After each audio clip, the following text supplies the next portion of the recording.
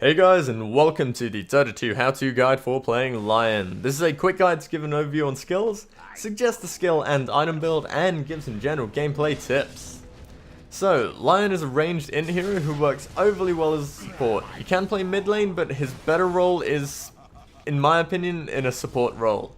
He starts out with 16 strength, 15 agi, and 22 int, and gains 1.7, 1.5, and 3 respectively. So this means he's got a fairly solid mana pool and not that bad health for a support hero at least. Now, he's one of the better supports for people getting into the game because his abilities are very straightforward and it's an easy way for people to get into a support style role without knowing a hero inside and out. So his first ability is Earth Spike. This has a 500 cast range and will travel for a length of 825. It will stun people for 1.02 to 2.52 seconds. And it has a radius on the spike of 125, meaning it will hit slightly outside of the line. It will also deal 60 to 260 damage. Now 1.02 to 2.52 seconds is a bit of a weird timing, but it's because the units will fly for 0.52 seconds when knocked airborne, so that's why it's got the 0.02 to everything. Now, the spike moves out at 1600 units per second, meaning some heroes such as Bloodseeker with super max speed or something can actually potentially dodge the spike because he may have just enough move speed for the distance to actually get out of its way. But either way, the spike has a 12-second cooldown and costs 100 to 170 mana. His second ability is Hex. This has again a 500 cast range and will transform an enemy into a harmless beast with all of their abilities disabled for 2.5 to 4 seconds. It actually turns them into a lovely looking little frog. So it's got a 30 to 50 second cooldown and costs 125 to 200 mana. Now, Hex also does have some lovely things because it will disable damage block and evasion. So damage block comes from things like Vanguard and stuff, and it will also instantly destroy illusions and lower their move speed to 100. So it makes them very difficult to run away and it gets rid of some nice effects. His third ability is Mana Drain. This has an 850 cast range and will channel over 5 seconds, draining 20 to 120 mana from the enemy per second. Now, once you've cast it, it will break if they move outside of 1,200 units away from you, which means they've got to run a little way before it'll break if you cast it at full range. It's got a 20 to 5 second cooldown and only costs 10 mana, meaning you can use it almost all the time. It is channeled, so you do have to stand still while casting it, and you can be stunned out of it. Now, it will destroy illusions after 0.25 seconds, which means that it will actually... It is a good way to get rid of illusions. It's got a total mana drain of 100 to 600, so over 5 seconds it can be a very powerful mana drain to get you back up to like full mana or at least half mana.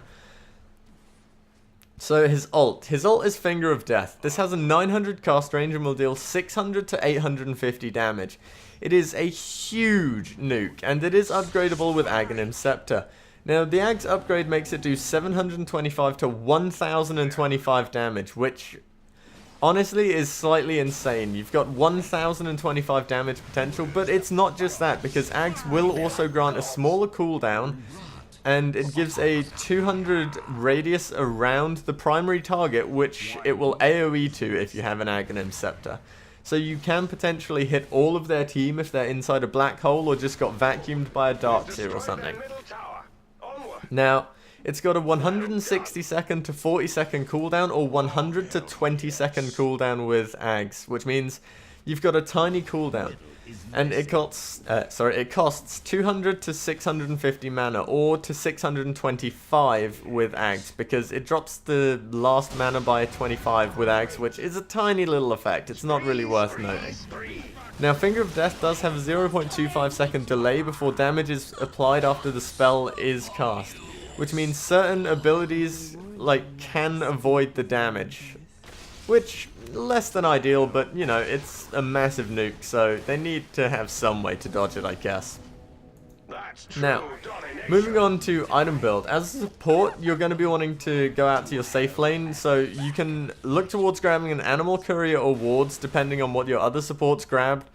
along with 3 ironwood branches, tango, and a healing salve. This is a generic start for the most part, and you can change it up slightly by maybe ditching the ironwood branches for the I can't remember the name of it. The Mantle of Intelligence, that's the one. It's less attributes for the same cost, but it does give you a nice little boost. It's not really worthwhile though, because you are a support and, well, you're going to be wanting to head towards a wand and boots of speed, so the iron branches really bring you closer to a wand. So once you've got the wand and boots of speed, you're going to look towards getting arcane boots and mechanism. Now, a lot of people go tranquils or something online.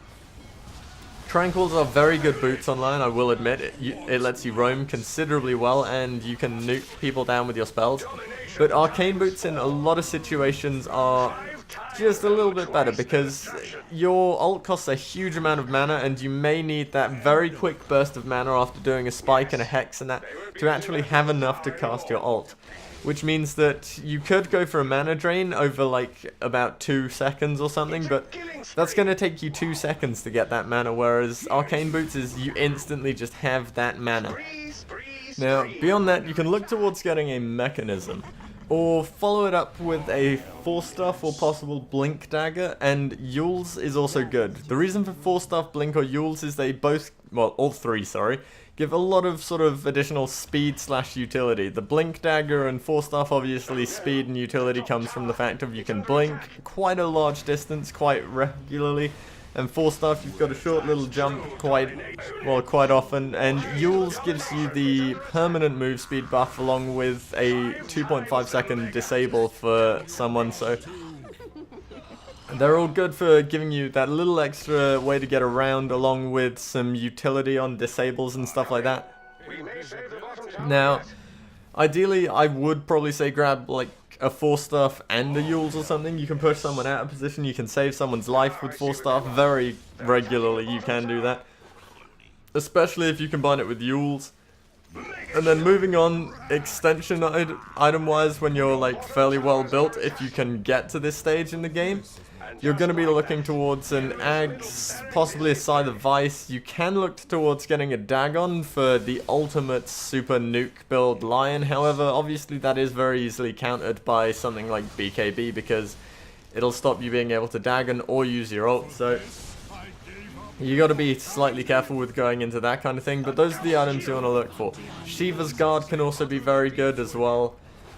So, into abilities wise, generally getting Earth Spike at 1, 3, 5, and 7, with Hex at 2, 8, 9, 10, Mana Drain at 4, 12, 13, and 14, Finger of Death whenever you can, and stats when you have to. The reason for this is that Earth Spike gives a fairly good chunk increase in the amount of damage and stun that it does. Hex obviously is only a solid disable, and while it does go up nicely in duration, it does lack any damage that Earth Spike has, so the Earth Spike generally is a good way to go. Plus Hex does have a long duration anyway, so it's normally worth that one early point in it, followed up by maxing Earth Spike, because it gives you more sort of secure kills in the early game. Taking a point in Mana Drain obviously as well lets you get some mana back, because if you can drain for at least 1 second, you are then, well, you've gained in mana. So general gameplay wise on Lion, you'll generally want to be heading out to, as a support, the rune spot if you've got wards on you, and if you don't have wards on you, then you may just want to stand in the lane near-ish the tower. I would say the T2 tower, so the not base one, but not like totally out of the front one. The middle tower, basically. Middle in your lane. So you're going to be wanting to block creeps as they come down the lane if you are doing that. And obviously in the safe lane, creeps move faster, so you can just stand in front of them and run. This will actually block them a sufficient amount. So it's all good. And if you're at the rune spot, obviously wait, see if the rune spawns. If it doesn't, ping to let your allies know that it's at the other side. And if it does spawn, take it or deny it, up to you, depending on what rune it is. If it's a haste rune or an invis or something, then definitely take it, as it gives you a solid chance of first blood with Lion. Now, beyond that, you're going to be wanting to look to stack and pull jungle camps, or just pull and then pull through with the jungle camps. So pull a larger camp through to the smaller camp to clear out the creep waves. Generally, pulling through is quite a solid plan because the bigger creep wave should take hardly any damage on killing off the remaining creeps, and so you can pull more often as far as I'm aware, which means, you know, you're generally better off. Now, you do also have the fact that you're going to be wanting to stay fairly close to your lane, and if you've got quite an aggressive lane, you're going to be wanting to go for kills. Aggressive lane in the way of if your carry is someone like Skeleton King or Alchemist or something, you've got a stun there, plus with the amount of disable Lion has, you should be able to pick up kills very easily. You're going to be able to harass and push the other person out of lane all the damn time with that. So, beyond sort of early game and doing that, into the mid game, you are really based around, I would ideally say, killing their mid lane or their carry. Reason why I say their mid lane or their carry is their mid lane and their carry are going to have solid amount of health and damage, but it's not going to be enough health to really sustain through an Earth Spike and a Finger and the amount of burst damage that Lion has. So you can take out someone like their mid lane hero, who should be one of their big sources of damage at this stage of the game, and you can really sort of shut them down.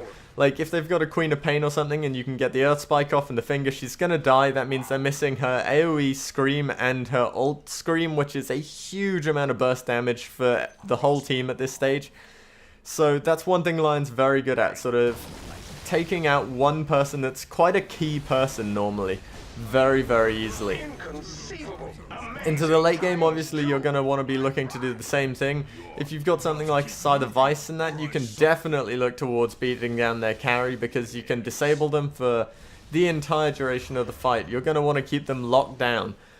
And, I mean, if you can keep their carry locked down with a Scythe of Vice with your Hex and everything, you are basically keeping them out of the fight for about 10 seconds, which 10 seconds of them not being in the fight is a huge advantage for your team. Also, you would be able to potentially use Finger of Death on someone else to hopefully kill them. Now, that means that you're going to want to keep lockdown on the enemy carry and probably not finger the enemy carry unless your team is going for killing them instantly. But you can potentially wipe the rest of the team first and then get your team to focus on their carry afterwards, because of the amount of lockdown you have.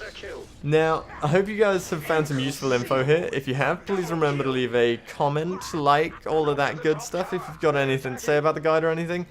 If you want more Dota 2 videos, guides, Hearthstone videos and stuff like that, then feel free to subscribe to my channel. Hope you guys have a great day, and I will see you next time.